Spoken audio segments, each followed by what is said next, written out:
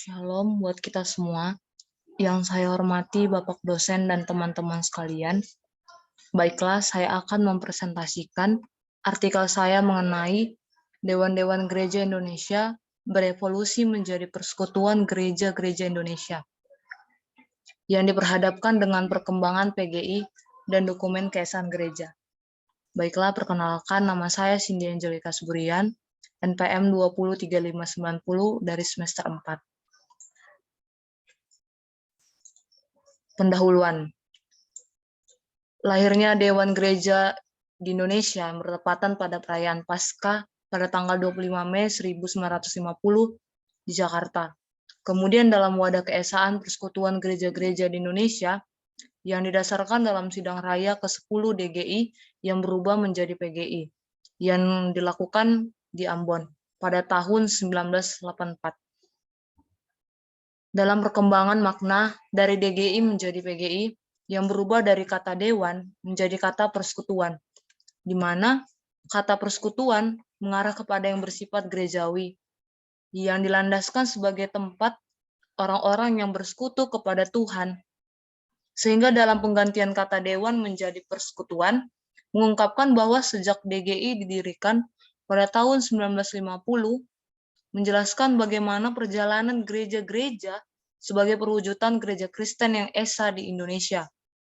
Tujuan didirikan PGI adalah sebagai wadah perwujudan gereja Kristen, bahwa untuk dapat mempertimbangkan suatu realisme keberadaan gereja-gereja yang ditunjang melalui pemikiran teologis, sehingga PGI mempunyai latar belakang aliran antara lain Lutheran, Calvinis, Menonit, Metodis, dan Pentakosta.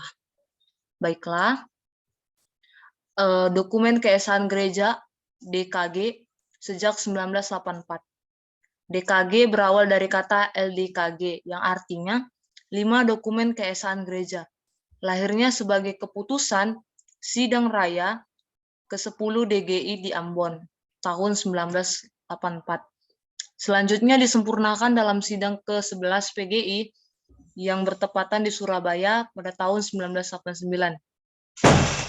Dan dalam sidang raya ke-12 PGI di Jayapura pada tahun 1994. Tantangan yang dihadapi dalam menyatakan pokok-pokok tugas panggilan bersama, yakni dalam rangka untuk melaksanakan tugas bersama di Indonesia, yang berlaku setiap 5 tahun, yang dilakukan mulai dari tahun 1984, sehingga setiap sidang yang terjadi adanya sebuah pembaharuan yang terjadi hingga masa kini.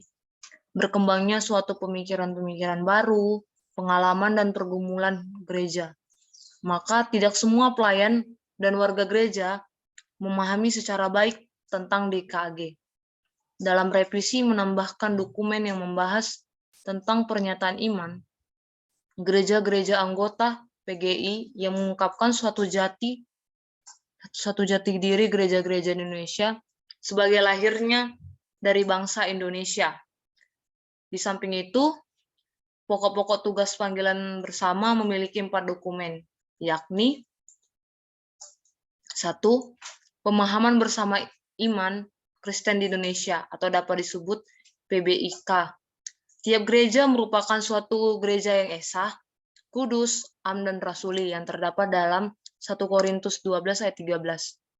Bahwa panggilan atau misi gereja merupakan suatu lanjutan dari misi Kristus untuk menyelamatkan dunia dan mendamaikan segala sesuatu dengan Allah, sehingga konteks pada saat ini menjadikan gereja adalah salah satu kerajaan Allah. Keesaan gereja-gereja sebagai tubuh Kristus memiliki pemikiran untuk dapat memahami, melayani, serta melakukan kesaksian tentang Injil Allah, sehingga dapat membawa kepada pertobatan. Yang kedua, piagam saling mengakui dan saling menerima di antara gereja-gereja anggota PGI atau PSMSM berkaitan dengan persekutuan, kesaksian, dan pelayanan gereja, membahas tentang konsep dasar keesaan gereja, diakonia, pemberitaan firman, perkabaran Injil, baptisan kudus, perjamuan kudus, pengembalaan, kehadiran oikomeni, gereja sebagai salah satu dokumen dari DKG, menandai lahirnya tahap baru dalam perjalanan keesaan. Yang ketiga ada tata dasar PGI. Sejak lahirnya DGI 1950 sampai diterimanya tata dasar PGI dari tahun 1984, maka seperti lembaga-lembaga lainnya, kita menggunakan anggaran dasar dan anggaran rumah tangga. Untuk peraturan dasar yang digunakan menata kehidupan lembaga oikonomie.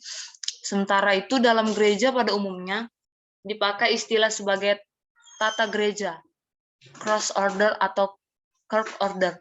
Dalam anggaran dasar DGI, tujuan dirumuskan adalah untuk membentuk gereja Kristen yang esa di Indonesia, sehingga mewujudkan gereja Kristen yang esa di Indonesia. Dalam pasal 9 disebutkan gereja anggota bertanggung jawab mengenai keputusan-keputusan yang telah disepakati bersama dan berkewajiban untuk melaksanakannya, termasuk dalam melaksanakan dokumen-dokumen keesaan gereja. Yang selanjutnya mengenai kemandirian teologi, daya dan dana. Ini yang dimaksud adalah suatu konteks gereja bagaimana mengembangkan pokok ajaran iman atau konfesi dalam pengakuan gereja yang relevan untuk memberitakan kebenaran Injil.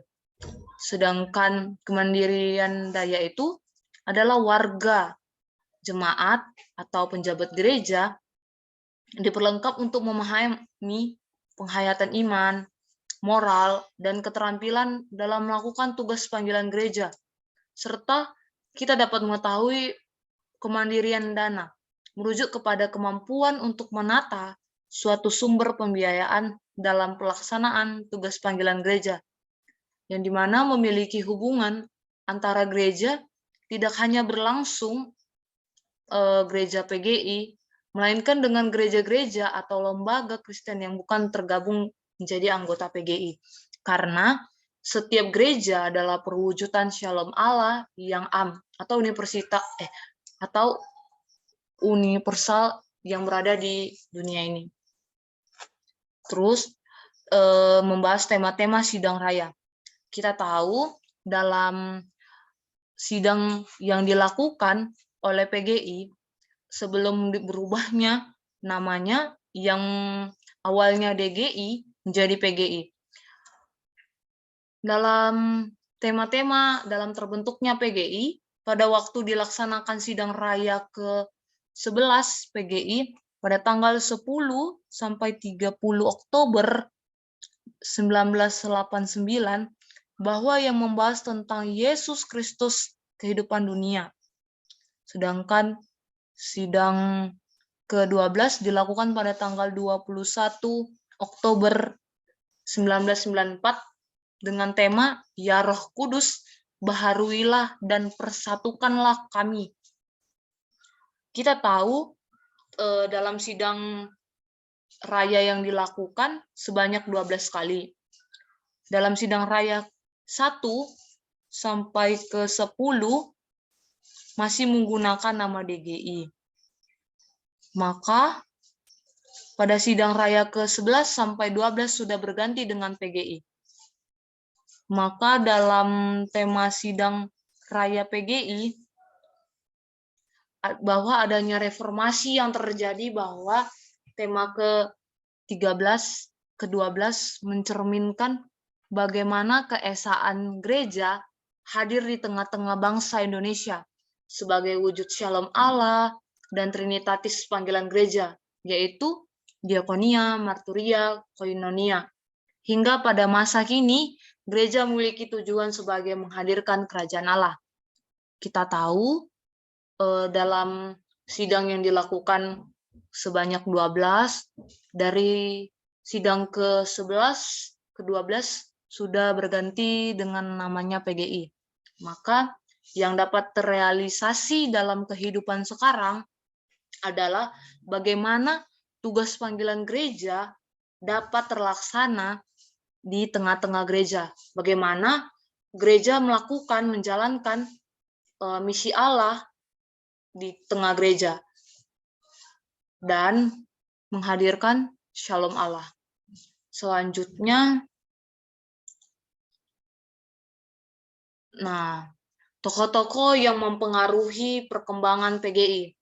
Kita tahu tokoh yang sangat berpengaruh dalam perkembangan PGI dari tahun 1984, yaitu Pendeta Dr. Soritua Albert R. Nababan, atau sering disebut dengan Saya Nababan, yang dimana salah satu tokoh yang mempengaruhi perkembangan PGI dari tahun 1984, kita tahu Pendeta Saya Nababan pernah menjadi ketua umum pada periode 1984 sampai 1987, yang berawal menjadi sekretaris umum DGI hingga kepada pemimpin PGI pada tahun 1987 sampai 1998. Ia menjabat sebagai Eporus di Kuria Kristen Batak Protestan atau HKBP, sebuah gereja beraliran Lutheran, di mana dalam sidang raya yang dilakukan DGI ke-9 Dewan Gereja-Gereja Sedunia di Porto Alegre, Brasil pada tahun 2006.